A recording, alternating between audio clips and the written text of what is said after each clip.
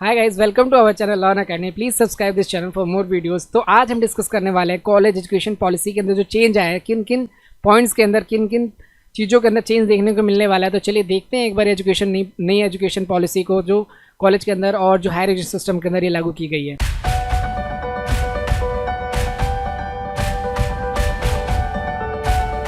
तो सबसे पहले जो देखिए रेगुलेटरी बॉडीज जो होती थी, मतलब जो इसको रेगुलेट किया करती थी, बेसिकली HECI, ये एक तरह का ऑर्गेनाइजेशन को इंट्रोड्यूस किया गया, higher education commission of India.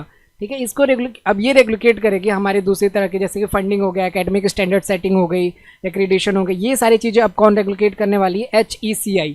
ठीक है, बाकी सारी जो अलग अलग तरह के रेगुलेटिंग बॉडीज थे वो अब हट जाएंगे, अलग ऑर्गेनाइजेशन, अब सिर्फ HECI ही रेगुलेट करेगी। उसके बाद से देखिए HECI जो होगी उसके फर्दर जो डिपार्टमेंट्स होने वाले हैं वो कौन कौन से, जैसे कि NAC होना, नेशनल एक्रेडिटेशन काउंसिल होगा, higher education grant council HEGC और general education council GEC would be further from there, और जो बाकी सारी चीज़ें होंगी हायर एजुकेशन क्वालिफिकेशन फ्रेमवर्क इसके अंदर आने वाली है। उसके बाद से देखिए UGC या फिर ECT आपने सुना था, ये रिप्लेस किया जाएगा एक single higher education regulator system से HECI से, ये रेगुलेशन। तो उसके बाद से देखिए जो मेन चेंजेस आए ये तो वो है कि कितने कितने ऑर्गेनाइजेशन जो होते हैं उसके अंदर चेंजेस देखने को मिले। उसके बाद से जो मेन चेंज हमें देखने को मिलने वाला है, अच्छा, जो प्रोफेशनल काउंसिल जो होते थे such as Indian council of agriculture, ICR, veterinary council, ये सारे जो जैसे national council of teachers education NCTE, ठीक है, काउंसिल ऑफ आर्किटेक्चर CO, ये जितने सारे होते थे ये सब will act as a professional standard. ये सब प्रोफेशनल स्टैंडर्ड्स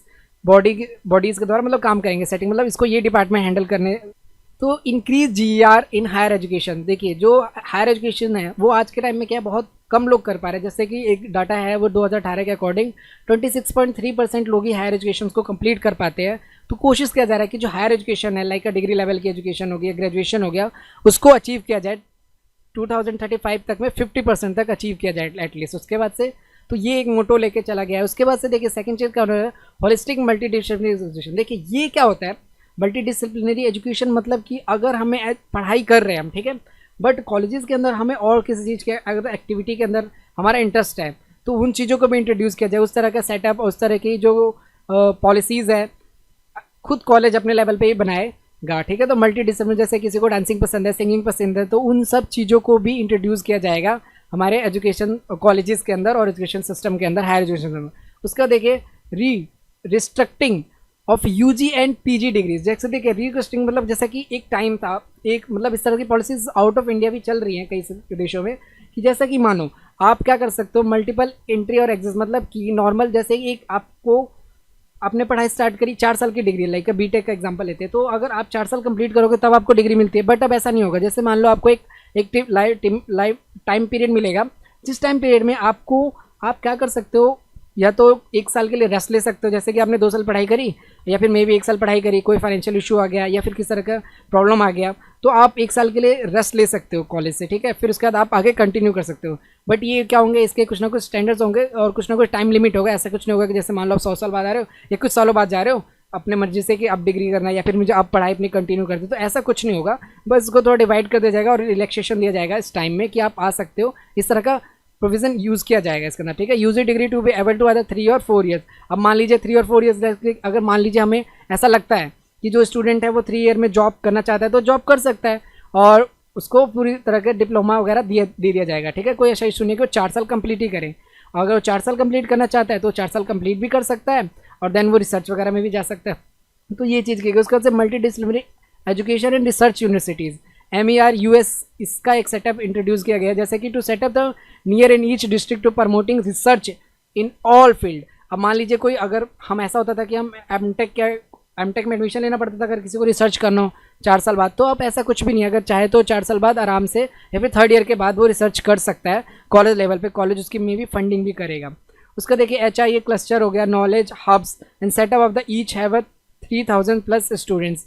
अब जो स्टूडेंट्स होंगे उनके लिए इस तरह का आर्किटेक्चर को क्रिएट करना होगा जहाँ पर हम एजुकेशन के अलावा बहुत सारी स्किल्स को भी सीख सके और मल्टी डिसिप्लिनरी बना सके। तो 3000+ स्टूडेंट्स को हर साल ये लोग आगे ले जाएंगे। उसके बाद से देखिए क्या है कि रेशनलाइज इंस्टीट्यूशन आर्किटेक्चर, देखिए HIS क्लस्टर्स जो हमने इस टॉपिक को डिस्कस कर लिया है। अब देखिए नेशनल रिसर्च फाउंडेशन, एक ये ऐसा रिसर्च फाउंडेशन बनाया जा रहा है कि अगर किसी को रिसर्च करनी है तो वो कई तरह की चीज़ों में रिसर्च करता है। अब ऐसा कुछ भी नहीं होता, ऐसा देखा जाता था कि बीटेक के स्टूडेंट्स हो गए या फिर साइंटिस्ट जो फील्ड से हैं और आईएससी जो भी वाले हैं, ये सारे के सारे रिसर्च फील्ड में जा सकते हैं। बट अब ऐसा कुछ भी नहीं रहा। अगर वो कोई आर्ट्स से है या फिर सोशल साइंस से या फिर किसी और ब्रांच से भी है तो वो भी रिसर्च फाउंडेशन के अंदर जा सकता है। ये बेसिकली फंडिंग वगैरह करेंगे, उसकी देखरेख करेंगे और उसको फ्रीडम है कि वो भी रिसर्च कर सकता है। ऑल यूनिवर्सिटीज़, सारी यूनिवर्सिटीज़ को परमिट दी जाएंगी, ठीक है। उसका फाइनेंशियल सपोर्ट किया जाएगा। जो privilege students, under privilege students हैं, उनको जो भी लाइक मेरिट बेस पे दे दिया जाए या फिर रिजर्वेशन पॉलिसीज़, ये तो अभी कंफर्म नहीं हुए, बट उन्हें फाइनेंशियल सपोर्ट दे दिया जाएगा इस कुछ इस तरह से एनएफ के द्वारा।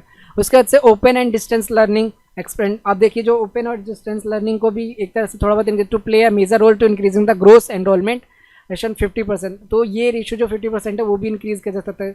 लाइक डिस्टेंस लर्निंग अगर कोई करना चाहता है तो वो भी कर सकता है, ठीक है। उसका मोटिवेट एंड एनर्जाइज द अच्छी फैकल्टी का रखना। देखिए आज के टाइम में ये इशूज़ हो गया है कि अच्छे फैकल्टीज़ नहीं होते। कॉलेज वाले एडमिशन ले लेते हैं बड़ी बड़ी एड्स दिखाकर, है ना। उसके बाद समय साथ ऐसा होता है कि जब हम कॉलेज में पहुंचते हैं तो वहाँ पे डिसिप्लिन तो होते हैं लेकिन टीचर्स उस लेवल के नहीं है। एक ही टीचर कई सारे सब्जेक्ट्स को पढ़ा रहा होता है, तो ये चीज़ हमें अब देखने को नहीं मिलेगी। मे बी इससे जो टीचिंग लेवल है, जो टीचर्स है, उन पे भी ध्यान दिया जाएगा कि वो एक अच्छी फैकल्टी हो जो अच्छे तरीके से पढ़ा सके और ग्रेड लेवल को इंक्रीज़ कर सके। तो टीचर्स की कैपेबिलिटी को भी ध्यान दिया जाएगा। उसके बाद से देखिए रेगुलेटरी बॉडीज, उसका effect of governance and leadership, इस तरह के जो प्रोग्राम्स है लाइक कि देखिए अगर मान लीजिए कोई कॉलेज अपनी मनमानी कर रहा है और वो अच्छे टीचर्स नहीं रख रहा है, इनकी रूल्स को फॉलो नहीं कर रहा, जो नए रूल्स आए हैं, तो और वो अपने ग्रेड लेवल को इंक्रीज़ नहीं कर रहा, जैसे अपग्रेड राइज किया जाएगा, जैसे ग्रेड दे दिया जाएगा। एक अच्छा कॉलेज है तो उसको ए ग्रेड मिल गया, अगर कोई थोड़ा बेकार कॉलेज तो बी ग्रेड। लेकिन हर कॉलेज को ये कहा जाएगा कि आप क्या करिए, बेस्ट करिए और अपने ग्रेड को इम्प्रूव करिए। अगर आप ए पे हैं तो ए प्लस पे जाइए, बी पे तो ए पे जाइए। तो इस चीज़ को इंट्रोड्यूस किया जाएगा। HIES जो होगी इस चीज़ को मैनेज करेगी। और उसके बाद से क्या होगा, अगर मान लीजिए 15 ईयर्स में के लिए बैन किया जा सकता है, उससे ज़्यादा के लिए भी, अगर वो एक्सेलेंस नहीं करता तो अचीव एक्सेलेंस इन 15 ईयर्स, मतलब कि 15 साल के अंदर उसे क्या करना होगा, इंप्रूव करना ही होगा, वरना उसके जो कॉलेज होगा उसको बैन किया जा सकता है 50 सालों के लिए। मतलब कॉलेज बेसिकली इम्पैक्ट करेगा गवर्नमेंट के द्वारा, मतलब इम्पैक्ट हो सकता है अगर वो 15 साल के अंदर कुछ अच्छा इंप्रूव करके नहीं देता, ठीक है। तो ये चीज़ है। तो अब ये सबसे बेस्ट चीज़ है, क्योंकि अब जो कॉलेजेस थे अपनी मनमानी करते थे, बट जब HIE जो ये डिपार्टमेंट है ये पूरा ध्यान रखेगा तो मे बी वो ये ऐसा ना कर सके और अच्छी क्वालिटी ऑफ एजुकेशन और स्किल्स को डेवलप करने में हेल्प कर सके। उसके बाद देखिए रेगुलेटरी बॉडीज़ कहते हैं higher education commission of the India to be single umbrella. तो मतलब ये सिर्फ और सिर्फ हायर एजुकेशन कमीशन ही क्या करेगा, मैनेज करेगा हर चीज़ को। 3-4 जो चीज़ें हुआ करती थी वो सब हटा दी गई हैं, सिर्फ एक रेगुलेटरी बॉडी रहेगी HEC, ठीक है। HECIS जो है ये सिंबल, ये चीज़ रहेगा। उसके बाद teacher education new comprehensive national curriculum framework teacher education to be formulate. अब जो टीचर्स जिस तरह से पढ़ाते हैं उनकी जो स्किल है, उनका जो लेवल है, उसको भी इम्प्रूव करने के लिए कुछ प्रोग्राम्स कराए जाएंगे, कुछ ऐसे प्रोग्राम्स होंगी, कुछ ऐसे वर्कशॉप कराई जाएंगी और उनको जज किया जाएगा, तब तो उनको जॉब के लिए या फिर पढ़ाने के मौका दिया जाएगा स्टूडेंट्स को हायर एजुकेशन के अंदर बेसिकली। उसका technology of education national education technology forum NETF जो ये है, ये प्रमोट करेगी बेसिकली यूजेस ऑफ टेक्नोलॉजी को, ज़्यादा से ज़्यादा टेक्नोलॉजी यूज़ करें। और एक इस तरह का ट्रेंड भी आने वाला है कि हम क्या करा देंगे कि जैसे कि यहाँ के स्टूडेंट जो होते हैं बाहर पढ़ने के लिए जाते हैं, वो स्टूडेंट्स क्या करेंगे, अब हमारे इंडिया में भी आके पढ़ सकते हैं, कम से कम दाम पे, कम से कम फीस पे वो स्टूडेंट को पढ़ने का मौका मिलेगा कि वो भी हमारे यहाँ पर आके पढ़ सके। इससे देखिए बेसिकली बहुत ज़्यादा बेनिफिट होगा। अगर वो यहाँ पे आएंगे तो हमारी इकोनॉमी बूस्ट होगी और कल्चर भी रिप्रेजेंट होगा। ये चीज़ें होंगी, जैसे हमारे यहाँ के स्टूडेंट पढ़ने जाते हैं बाहर, जॉब के लिए बाहर जाते हैं, हम हमेशा ये कहते हैं कि इंडिया में ये खराबी है, ये बेकार है, तो कहीं ना कहीं उन चीज़ों को थोड़ा बेस्ट करने की और बेहतर करने की शुरुआत की गई है। उसके बाद से देखिए adult aim to achieve 100% youth adult literacy in 2030। 2030 में हम पूरा ये 100% ऐसा मानते हैं, ऐसा एम है कि हम सारे यूथ को 100% यूथ को एजुकेट कर देंगे, लिटरेसी दे देंगे। एटलीस्ट हायर एजुकेशन दे ना दे, लेकिन लिटरेसी लेवल तो अच्छा कर ही देंगे। उसका प्रमोशन ऑफ इंडियन लैंग्वेज, अब ऐसा भी होगा कि HIS जो डिपार्टमेंट है वो कई सारे जो मदर टंग होते हैं, जैसे कि किसी की बंगाली हो गई, गुजराती हो गई, भोजपुरी हो गई, ये सारे के सारे जो मदर टंग हैं उनमें भी उनको भी प्रमोट किया जाए। अगर कोई जो ई-लर्निंग हो गया प्लेटफॉर्म, जैसे मान लो कोई पढ़ाया जा रहा है, मोस्ट ऑफ दी जो कोर्सेज होते हैं वो इंग्लिश या हिंदी में होते हैं, बट अब चाहेंगे कि वो रीजनल लैंग्वेज में भी हो और रीजनल लैंग्वेज से बच्चों का इंटरेस्ट बढ़े। तो ये जो छोटे कुछ पॉइंट्स थे जो चेंजेस देखने को मिले हमें गाइज को, तो आप और भी अगर देखना चाहते हैं और जो इसका PDF देखना चाहते हैं बेसिकली, तो आप डिस्क्रिप्शन में लिंक है, आप देख सकते हो। अगर आपको सच में इंफॉर्मेटिव लगा तो प्लीज़ चैनल को सब्सक्राइब कर दीजिए, लाइक कर दीजिए। Thank you so much guys.